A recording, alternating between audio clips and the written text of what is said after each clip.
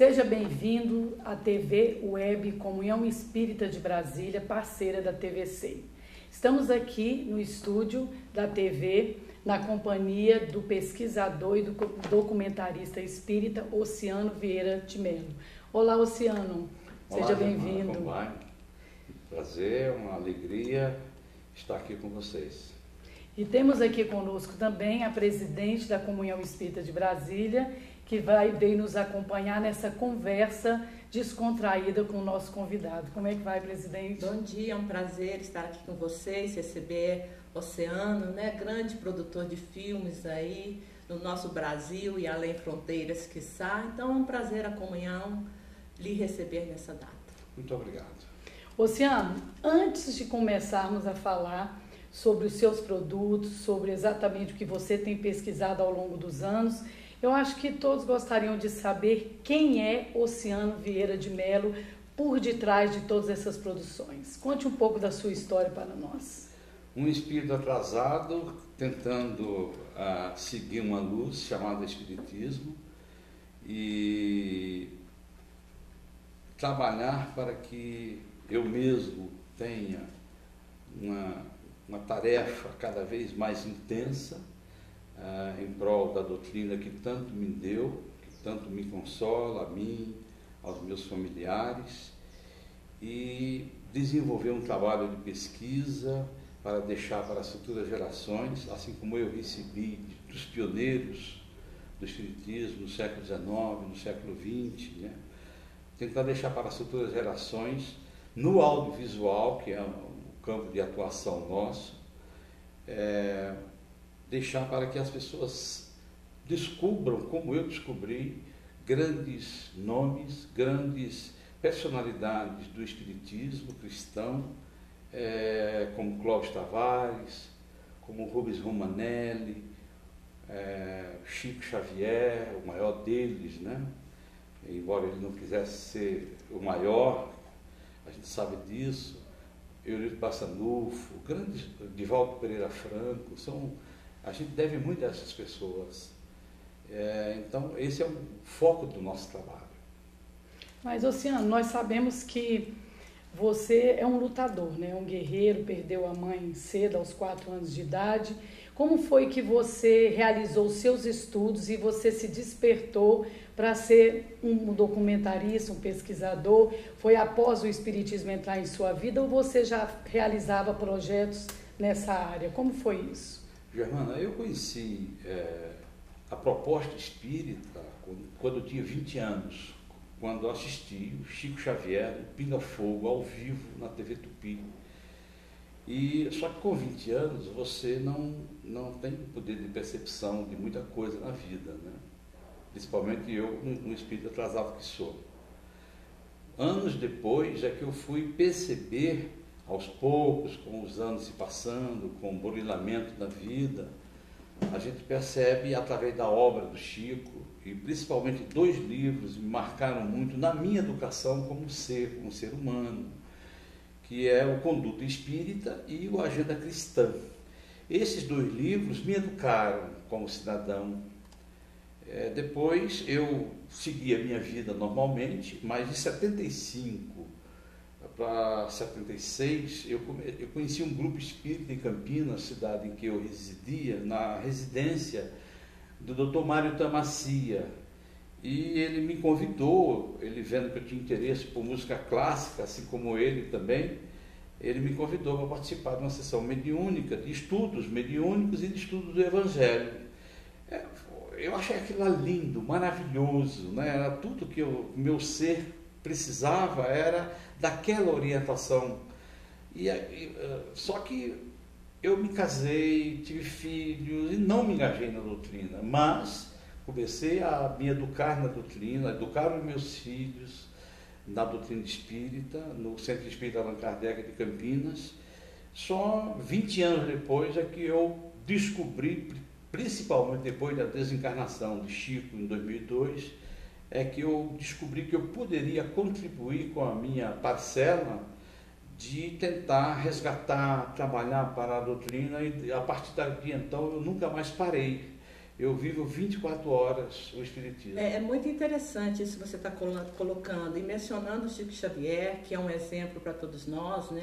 Podemos até dizer um grande líder dentro do movimento espírita, e ele conseguiu trazer, através da sua obra, um grande despertar para toda a humanidade, vamos assim dizer. E hoje, a mídia, o cinema, está aproximando essa mensagem daqueles a quem nós chamamos assim de leigos ou que estão afastados um pouco do aspecto de reflexão da própria vida, do próprio caminho, né? E na série André Luiz, que é móvel, é objeto dos grandes filmes que hoje estão graçando aí, tanto no exterior quanto no Brasil, nós percebemos então que isso é um grande desafio para aquele que produz, para aquele que dirige, para aquele que atua, não é? E como é esse grande desafio para você, Oceano, enquanto diretor, enquanto produtor, não é? Enquanto distribuidor destas obras que está trazendo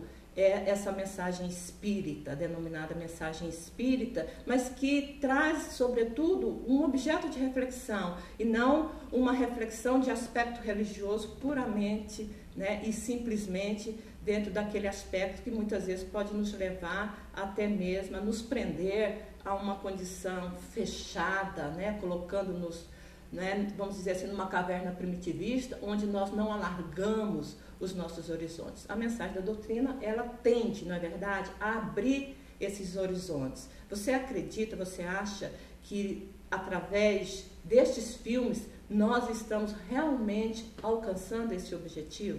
Estamos permitindo essa reflexão? Creio que sim. Em Obras Póstumas tem uma afirmativa de Allan Kardec, onde ele já previa que a arte seria usada para divulgar o Espiritismo. Leon Denis, em Espiritismo e a Arte, também reafirma isso. Emmanuel, no Consolador, reafirma isso já nos anos 30, quer dizer, Leon Denis no início do século XX e Emmanuel, no Consolador, já nos anos 30. E sempre tem mensagens envolvendo a arte com o Espiritismo, quer dizer, a arte fica mais bela com o Espiritismo. O Espiritismo fornece para o ser humano condições de se criar milhares de filmes, milhares de peças teatrais, até mesmo inspiração para música, para artes plásticas.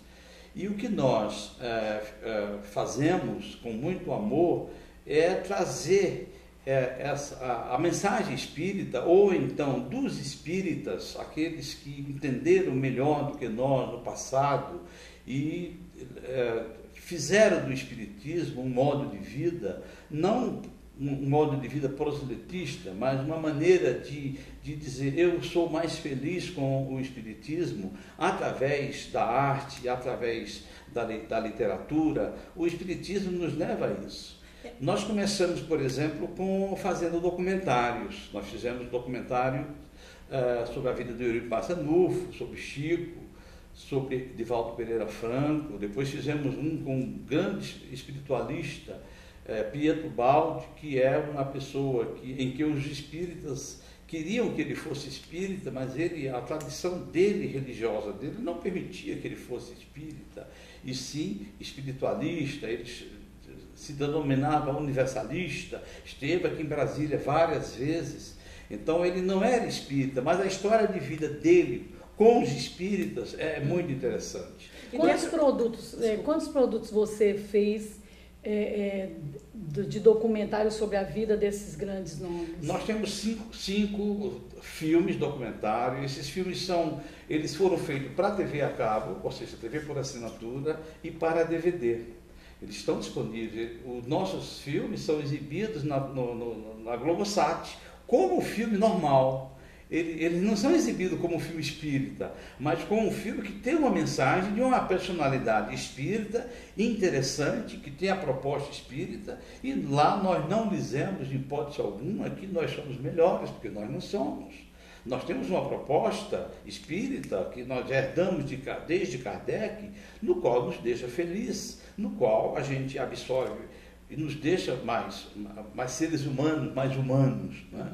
Então, esses homens notáveis, eu percebi que haveria necessidade de biografar eles através do audiovisual, como estamos fazendo 3 documentários sobre outros nomes, e esse é o nosso trabalho, sem proselitismo, sem querer dizer que ninguém é melhor do que ninguém. E, Oceano, dentro desse princípio de divulgação da arte pela arte, e agora a divulgação nesse segmento, né, de doutrina espírita, você acredita que então nós poderíamos definir que tivemos um período, e se isso faz uma diferença, que nós tivemos a arte pagã, nós tivemos a arte cristã, e agora nós estamos chegando na arte espírita, ou todo esse contexto todo é arte pura e simplesmente, sem que nós segmentemos?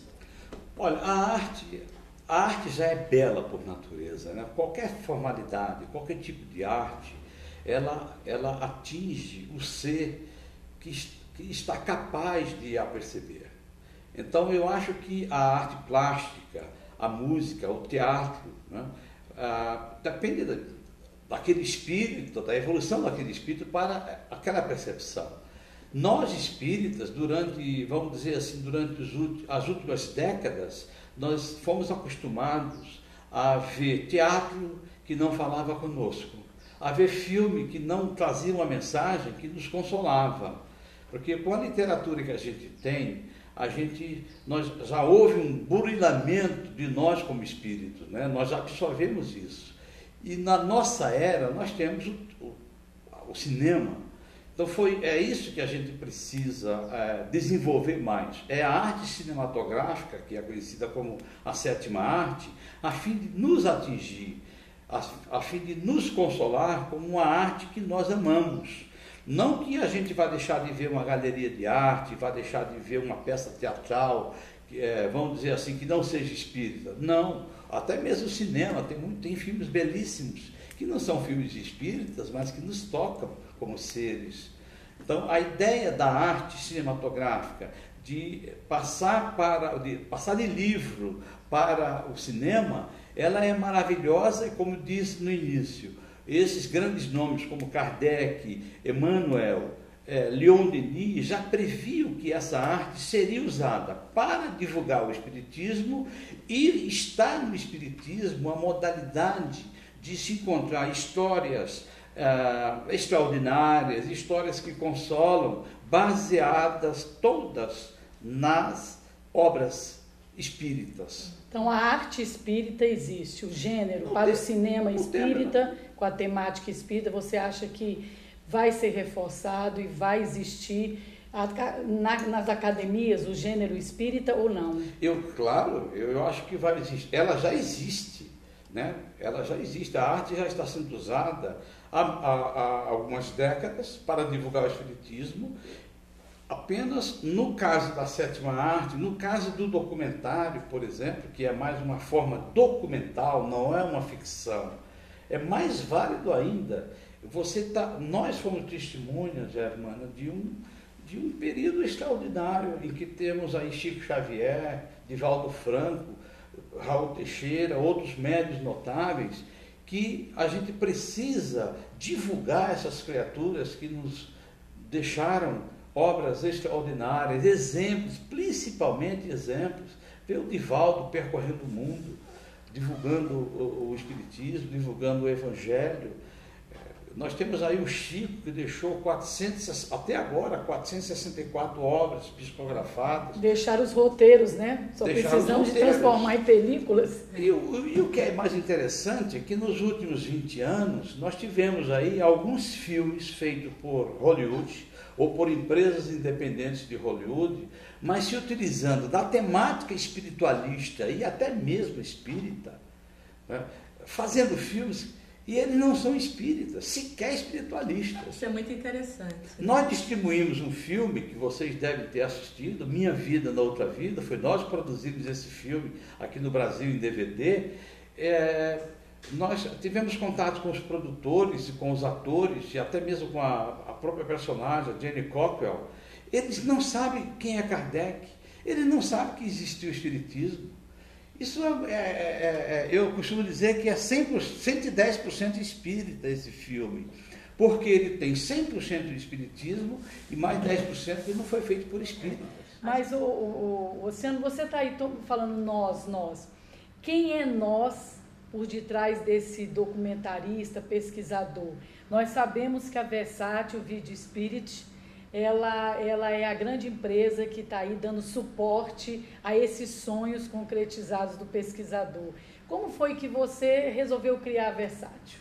O que é a Versátil? A Versátil é uma empresa que distribui no Brasil filmes europeus sob licença de países como a Itália, os filmes do neorrealismo, da Alemanha, o Herzog, ou seja, o Fassbinder, no caso da França, do Jean-Jacques, do Cousteau, enfim, dos grandes diretores do cinema europeu.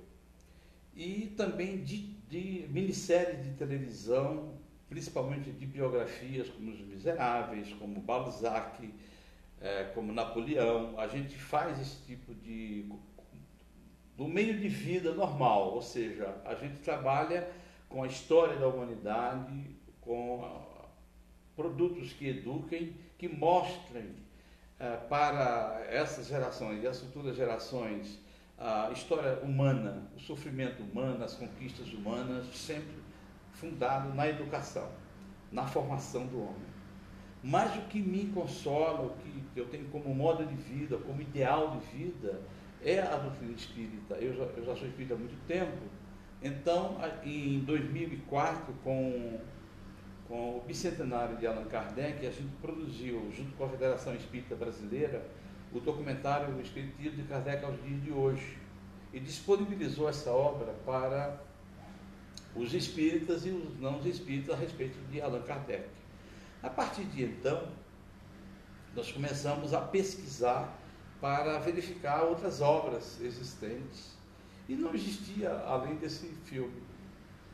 Foi quando tivemos a ideia, talvez aí impulsionado por amigos espirituais, de fazer documentários biográficos. Fizemos o Eurico Passanufo, restauramos o Pinga Fogo, de Chico Xavier, que é um marco na história do jornalismo e um marco na história do espiritismo no Brasil. E disponibilizamos esse material para o público, que são marcos da nossa história, não só jornalística, como também do espiritismo, que eu achei que as novas gerações deveriam ter acesso a esse material. E com essa disponibilidade tivemos a ideia de fazer um selo dentro da Versátil Home Video, chamado Versátil Video Spirit, em homenagem, logicamente, à revista Espírita de Allan Kardec. E de lá para cá a gente já produziu 32 DVDs, e para alegria nossa, esse material, hoje com as novas tecnologias facilitadas, esse material ele é também disponibilizado nas TVs por assinaturas. A Globosat, o Canal Brasil, adquire os direitos nossos, dos nossos filmes, e exibe. Minha Vida na Outra Vida, por exemplo, ele é exibido não só no canal, através da Versátil em DVD, como também nos canais Globosat, né, da NET. Os filmes espíritas que nós produzimos, dirigimos, eles são exibidos no Canal Brasil, onde só passa filme brasileiro. Então isso para nós é uma maneira muito bonita, sem usar proselitismo e sempre com o pé no jornalismo. A nossa ideia é mostrar o fato, mostrar que no Espiritismo tem nomes notáveis, dignos de biografias. Então a ideia é essa, é biografar esses nomes, esses intelectuais que perceberam a mensagem espírita de Chico, de Emmanuel, de Kardec. Nesse momento de transição pelo qual o nosso planeta passa, essa mensagem é bem própria, e esses canais vêm facultar, né, que chegue essa mensagem a todos os públicos, não necessariamente aquele que é cinéfilo, que vai lá na sala de cinema para poder assistir um filme desse naipe. E diante dessa grande distribuição que você faz, é exemplo do filme O Nosso Lar, que já chegou lá fora, né, que já está sendo exibido nas telas no exterior, a vida continua, tem essa mesma expectativa a curto, médio, longo prazo? Sim, porque quando você faz um filme usando da linguagem cinematográfica, você entra na disputa de um mercado, que existe um mercado, no mundo são produzidos mais de 1.500 filmes por ano. Então você vai entrar numa disputa mercadológica para fazer com que o seu filme dispute esse mercado, seja em Cannes, ou seja em Berlim, ou seja em outros mercados internacionais, que são as feiras onde você negocia os direitos autorais para exibição em qualquer lugar do mundo.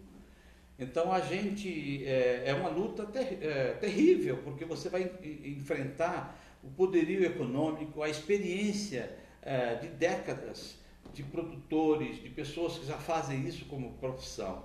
E nós, logicamente, eu creio que o Wagner de Assis com o Nosso Lar, ele já está conquistando alguns países através de uma distribuidora latino-americana baseada em Buenos Aires, que essa distribuidora ela vai para todas as feiras de mercado. Com certeza nós vamos também fazer o mesmo com A Vida Continua. Os documentários que nós produzimos, nós pretendemos o ano que vem participar do Festival de Cannes com eles, ou seja, no mercado, na feira de Cannes, onde se vende filme, como standard já de filmes espíritas, será a primeira vez que nós vamos ter nesses festivais de cinema, nesses mercados internacionais, um standard oferecendo os filmes espíritas para adquirirem direitos internacionais. Então eu acho que essa é uma via normal, natural da nossa era, porque essa mensagem a gente acha que ela deve chegar às outras pessoas, não é? Então a proposta é essa. Luciano, nós temos aí uma comunidade que tem até você aí como um exemplo a ser seguido, uma comunidade audiovisual próspera. Nós estamos participando, acompanhando, e a gente vê que está surgindo muito produtor pequeno, independente, ligado aos centros espíritas. Eles estão muito motivados pelas suas produções, pelas produções que você já citou, para gerar mais e mais produto audiovisual. Nos conte um pouco para essa comunidade como é este caminho, esse grande desafio para produzir um longa-metragem. Como é esse caminho? O que você pode nos dizer, uns ensinamentos aí para nós que estamos iniciando? Germana, para produzir um longa-metragem, primeiro, se for espírita, tem que ter nas veias o idealismo. Sem idealismo, você não faz um filme espírita. Segundo, conhecer muito de doutrina espírita para evitar que se coloque no filme ou no vídeo coisas que não são do espiritismo. A mensagem espírita ela é tão linda, tão bela, que você não precisa trazer coisas de outras denominações, de outras filosofias, para poder convencer alguém. E terceiro, e o mais importante, ser fiel à obra, porque toda obra espírita ela é fiel a Kardec e a Jesus.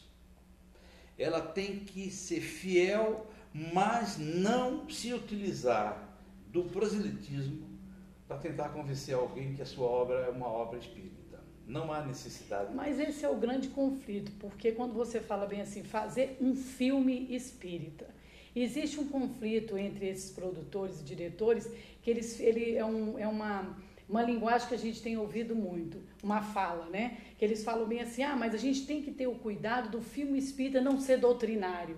O que significa essa fala? O que significa que você tem que respeitar o telespectador. Seja ele espírita, seja ele católico, seja ele evangélico, são todos nossos irmãos. É agressivo, a gente aprende isso com o Leon Denis. Mas o que é agressivo? O que seria? Agressivo é você dizer, você querer levar a sua mensagem espírita sem respeitar o direito do outro, que não é espírita. De aceitar ou não aquela mensagem, Sim. né? Mas como deveria ser essa linguagem, então, no filme? Simples, como Chico Xavier nos ensinou. Você nunca ouviu Chico Xavier dizer que o Espiritismo era a melhor religião da Terra. E ele sempre conta e narra os fatos, deixando o leitor encontrar a sua própria verdade, a sua própria aceitação. Então ele não impõe aquilo como verdade absoluta, ele apenas se coloca no papel de narrar, né, os fatos, demonstrando uma crença de continuidade, mostrando que há sobre essa governança enquanto encarnados, né, uma direção maior. E que cabe a cada um de nós abrir a nossa porta. Todas as portas estão diante de nós. Nós as abrimos no momento em que nós desejarmos. Eu acredito que é mais ou menos isso, né? As portas estão aí. No momento oportuno, cada um de nós abrirá a porta pela qual deseja ultrapassar. O Espiritismo, né? Então, a gente não, eu acho que não colocar aquela porta como passagem obrigatória. Não, exatamente. Né? É do livre-arbítrio essa aceitação, sem a imposição. É uma descoberta. O ser tem que descobrir o Espiritismo, não tem imposição. Não é? Então, eu acho que se você fizer com essa intenção e sempre obedecendo a linguagem, se for um vídeo, linguagem videográfica. Se for um filme, obedecendo a linguagem cinematográfica. Se for um documentário, você tem que obedecer a linguagem do documento, da prova. Você testemunhou, você pesquisou e você colocou no vídeo ou no cinema. É por aí. E o principal, não fazer o filme para si. Não é mensagem fechada. Né? O cinema de autor é um cinema considerado como um cinema que não tem influência nenhuma sobre as pessoas. Vamos ser bem claros, um cinema chato. Você começa a assistir e você desiste. Porque você não entende por quê. Porque está na cabeça daquele diretor fazer aquele filme. Então você não concorda, não te toca. Então, evitar fazer o cinema de autor. A não ser que você seja um grande entendido no assunto. Aí você captou aquela mensagem. Por exemplo, você vai fazer um documentário sobre Leon Denis. Então você tem que estudar muito sobre a vida do Leon Denis. Tem que estudar não só sobre a vida dele, como sobre a obra dele. Aí você faz um belíssimo filme, mesmo sem dinheiro. O E a Vida Continua foi feito com pouquíssimo dinheiro. Mas pouquíssimo, você nem imagina. Primeiro foi o ideal. Segundo, a vontade de fazer, de materializar uma obra de André Luiz. E terceiro, Paulo Figueiredo foi muito feliz porque ele já tem uma experiência na televisão, no teatro, no cinema. E eu tenho experiência da distribuição. Nunca produzi, a primeira produção que eu faço de ficção. Eu tenho experiência de mercado. Então, o meu contato com quem vai colocar no cinema é direto. Eu já trabalho com esse pessoal há muito tempo, há mais de 20 anos. Quem distribui se juntou com quem faz. E exatamente. Continua tá aí. Não adianta você fazer e ficar só na Comunhão Espírita de Brasília. Você tem que fazer pensando em colocar na televisão, na Globo. Mesmo que você não consiga, mas pelo menos você vai obedecer uma linguagem cinematográfica, uma linguagem documental, que se algum dia uma rede de televisão ver, eu gostei tanto que eu quero exibir lá. Aí você negocia os direitos, você espalha, você abre. Você imagina que um filme como o Nosso Lar vai atingir 60 milhões de pessoas quando foi exibido na televisão. E recentemente foi exibido na NET. Na NET ele já atingiu mais de 20 milhões de pessoas, no cinema, no DVD e na TV por assinatura. Quando foi exibido na Rede Globo, ele vai somar mais 40, 60 milhões de pessoas. Então, um filme tem essa vantagem. É difícil de fazer, é difícil de distribuir, é custoso, demora-se 2, 3 anos para fazer um filme. Não é um vídeo. O vídeo você faz por semana. Entendeu? Um telefilme você faz em 2 meses. Mas um filme para cinema, para falar com o cinema, é o ponto de partida para que esse filme vá despertar interesse no executivo da televisão, por assinatura, da TV aberta. Aí você chega a 40, 50 milhões de pessoas. Quais são essas etapas para chegar a essa vitória e final, esse triunfo? É trabalhar bem, escolher bem a obra, ver se ela tem condições de passar, como você falou, que a vida continua, o que mais, ao seu ver, na época, poderia se transformar num filme. Seria esse o primeiro? Quais são as etapas? As etapas, a principal etapa, Germana, é você obedecer à escola cinematográfica. Não pensar 2 vezes a cena que você vai fazer. Por isso, e para isso você precisa ter muito conhecimento da obra que você está fazendo, da obra que você está adaptando. Você tem que... ter muita pesquisa. Muita pesquisa, não se importar com os efeitos especiais. Os efeitos especiais custam muito, são agressivos a determinadas pessoas. Você já assistiu A Vida Continua lá em Goiânia? Só tem 2 cenas de efeitos especiais. Esses efeitos pessoais, ele consumiu praticamente 20% da nossa verba, mas era necessário mostrar o umbral, entendeu? E ele não é agressivo. O Paulo fez questão de não deixar agressivo, que as pessoas no cinema não ficassem impressionadas com aquela cena. Então a ideia não é causar medo, não é causar constrangimento, porque é constrangedor você ir no cinema. Essa cultura do pavor e do medo, que realmente ganha muito dinheiro, porque tem um público que é realmente bem aficionado por isso, pela cultura do medo, de sentir medo. E esses filmes, eles estão aí no cinema sempre. Nós fizemos E a Vida Continua utilizando da arte cinematográfica. Não quisemos fazer um filme blockbuster americano, no estilo americano, de agradar a todos. Não. Nós fizemos pensando num filme normal, numa carreira normal, como um filme qualquer.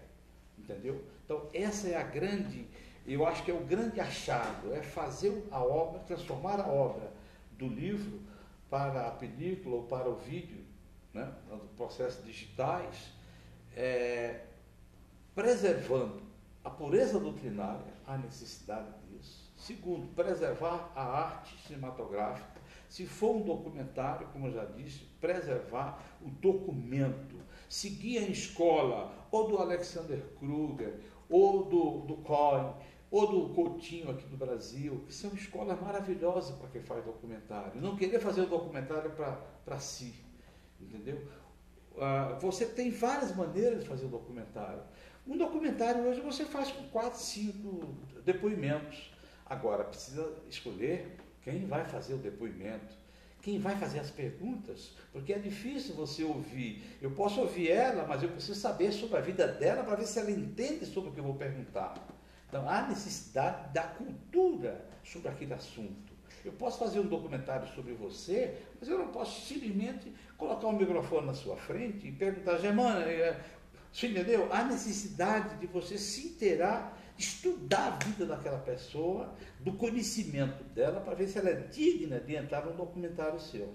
Senão eu vou fazer um documentário para mim, ponho num DVD, exibo para uns amigos, aí eu exibo no centro espírita, e aí, depois acabou, encosta, né? Acabou.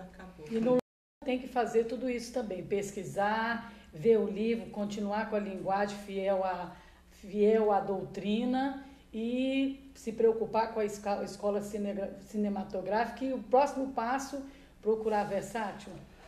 Pode ser, se for bem feito, não tem a menor dúvida. Eu sempre me lembro, quando o Peter Schaefer fez o roteiro de Amadeus, o Milos Forman seguiu o roteiro do Schaefer, mas ele não desprezou especialistas na obra de Mozart.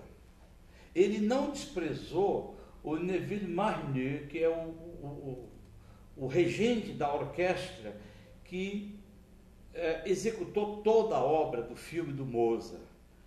A mesma coisa fez o Richard Attenborough com Gandhi. Claro, a biografia do Gandhi ela é pública, mas tem pessoas especialistas em Gandhi. Né? Você precisa ouvir para não seguir aquela obra, porque aquela obra é parte da vida da pessoa, ela não diz tudo. É o caso, por exemplo, de Chico Xavier, do Daniel Filho. Tem que saber quem é ele, né? Belíssimo filme, mas ali não conta 2% da vida do Chico. Você entendeu? Então, há necessidade de você utilizasse de historiadores, de pesquisadores, de outras obras, para poder completar aquela história. Não é? Fazer a costura, né, entre a necessidade, criar uma linha, né, e até mesmo, no caso da ficção, até mesmo usar o que o Wagner de Assis usou em Nosso Lar. Eu achei lindo ele colocar Emanuel. Algumas pessoas perguntam, escuta, mas o Emanuel não está no Nosso Lar? Está sim. Foi o Emanuel que trouxe o André Luiz e apresentou para o Chico. Segundo, o prefácio do livro é do Emanuel. E terceiro, a linguagem cinematográfica tem que ter isso. Então, e aquele finalzinho também, que ele fala assim, tem um médium, você vai escrever, lindo. Que foi a última cena, aquele ali foi a cena genial. poética do cinema, é isso. Fez a grande costura da vida pessoal dele, porque senão fica didático. Fica muito árido, né? Se você não colocasse, se não tivesse a licença poética. Sim, né? A necessidade de você se utilizar desse conhecimento, né? Eu adoraria ser um diretor, e sei que não tenho essa capacidade. Eu, por exemplo, até sugeri para o diretor que vai fazer um filme espírito no ano que vem, não vou falar porque não pode falar mais nada. Ele é uma enciclopédia ambulante. Eu falei para essa pessoa, escuta, tem como você colocar lá no filme uma luz andando? Aí alguém perguntar, que luz que é essa? Não, é o doutor Bezerra de Menezes está chegando. Eu repeti que o Sampaio está passando. Eu faria isso, você entendeu? A necessidade dessas. Mas, Luciano, me preocupou isso aí que você falou dos efeitos especiais. Eu nunca consegui visualizar a obra de André Luiz sem efeitos especiais. Como faz? Como falar dessas obras sem efeitos especiais? Você pode fazer o cinema que tem na literatura efeitos especiais, mas você pode colocar isso no diálogo dos atores. Mas você veio lá no Nosso Lar, na hora do passe, aquela luz azul saindo da mão do André Luiz, aquilo ali... Tudo isso pode ser dispensável. No cinema de arte, isso é dispensável. Você não vê... Qual é o maior diretor da história do cinema? Ingmar Bergman. Ele nunca utilizou de efeitos especiais. Quem é admirador da obra do Bergman? Woody Allen, Martin Scorsese, Truffaut, Fellini, os maiores diretores da história do cinema, eles nunca se utilizam de efeitos especiais. No filme espírita, no filme baseado em obra literária espírita, você consegue fazer isso.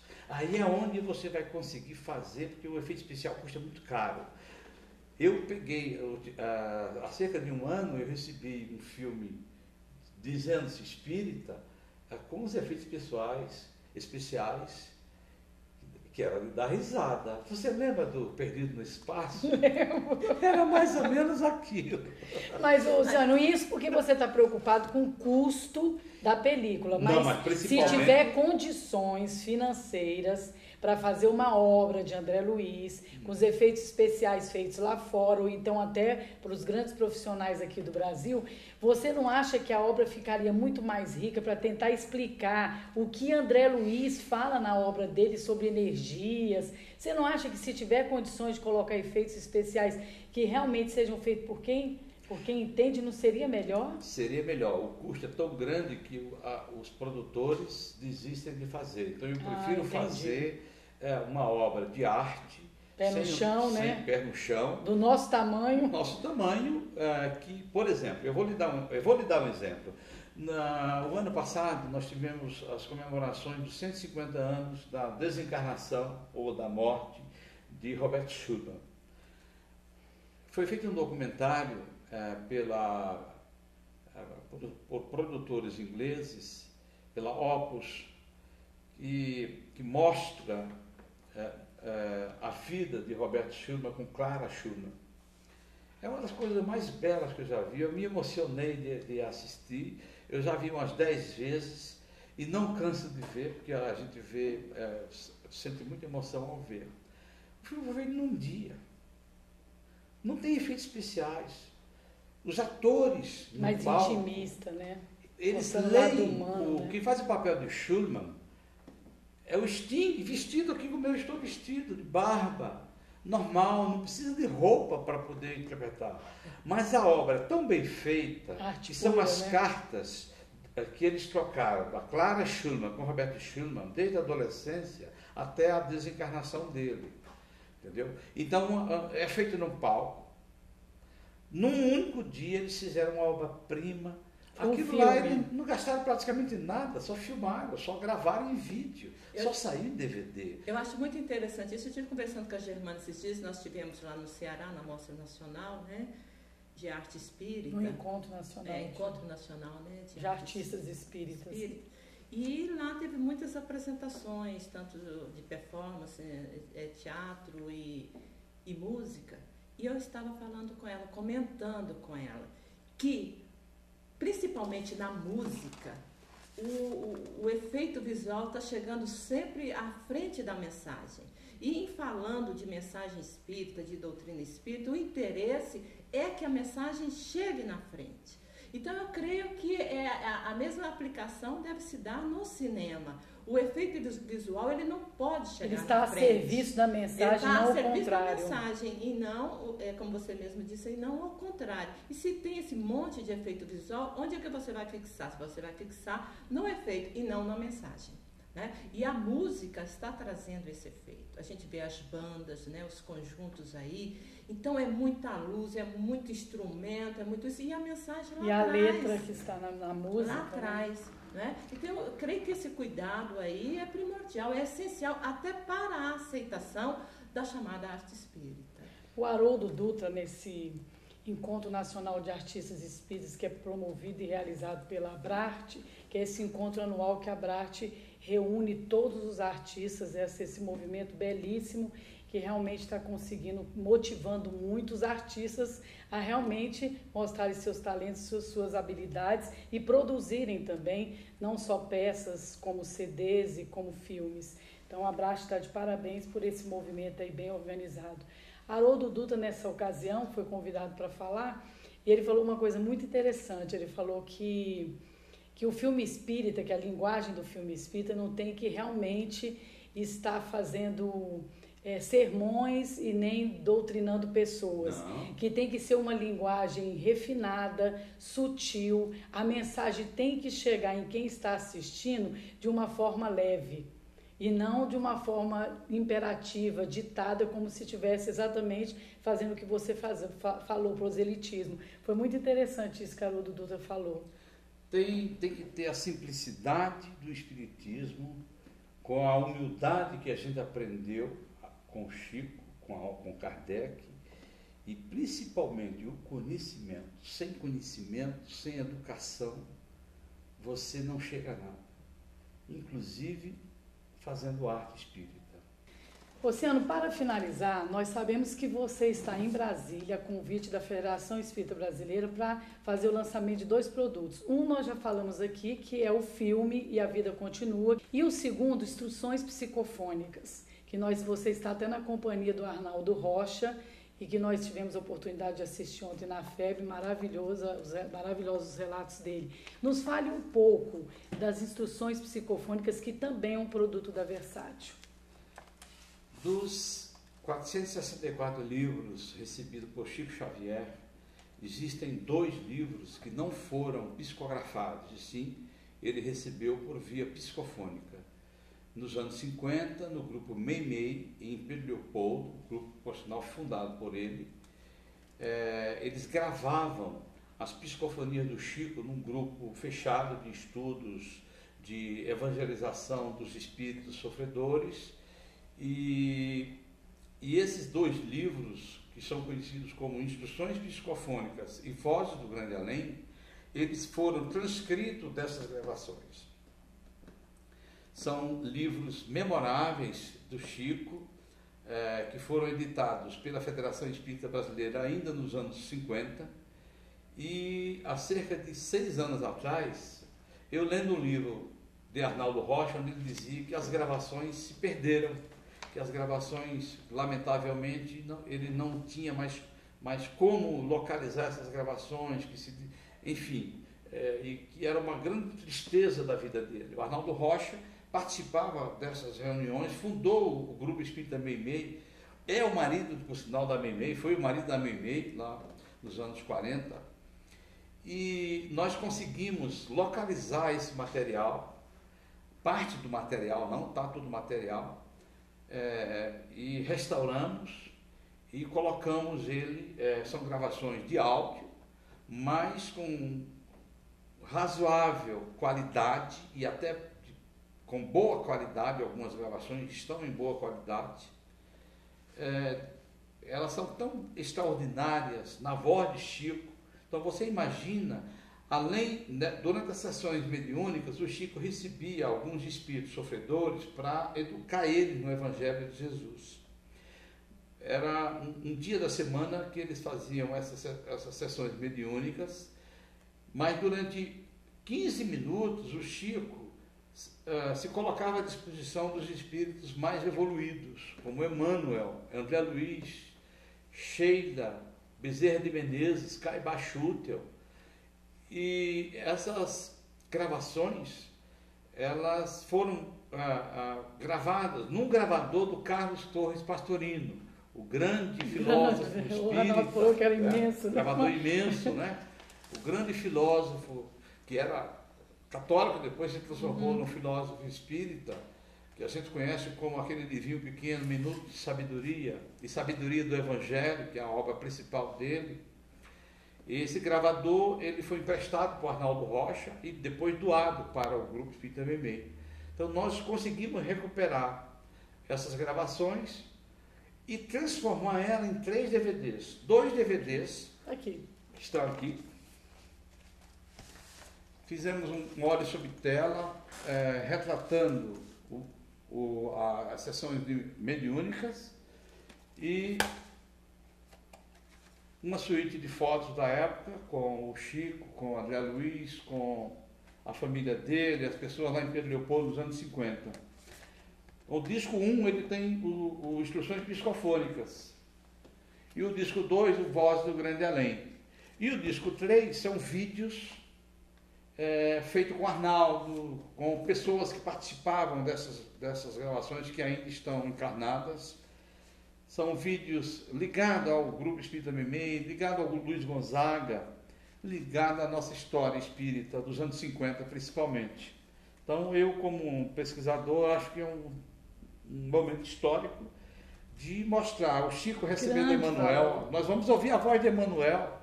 O Chico tinha 45 anos, André Luiz.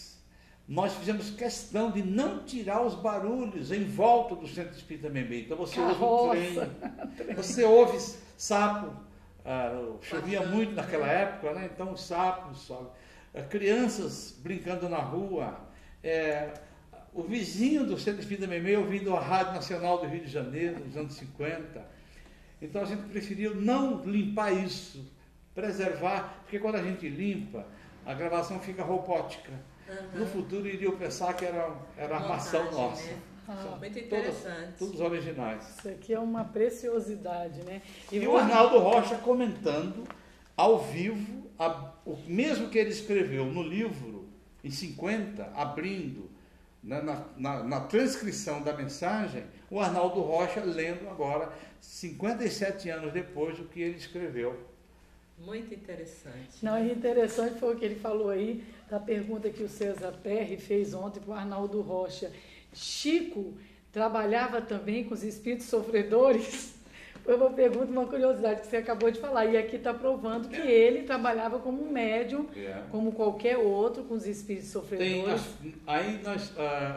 Das mensagens que nós conseguimos recuperar, tem 3 ou 4 de espíritos sofredores na voz de Chico.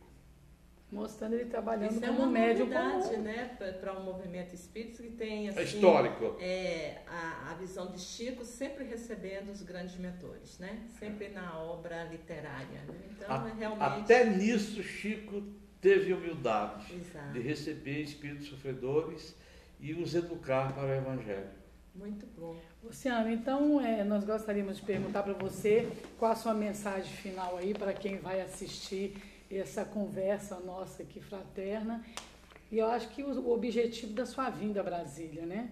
Então, deixa a sua mensagem. A nossa mensagem é que estudem, se eduquem, respeitando os nossos irmãos que não são espíritas, porque era assim que Kardec, que Leon Denis, que Gabriel Delane, que Emmanuel nos ensina, Eu não conheço outras obras a não ser destes, mas eu creio que as outras obras seguem a glorificação, que é a educação espírita, é isso.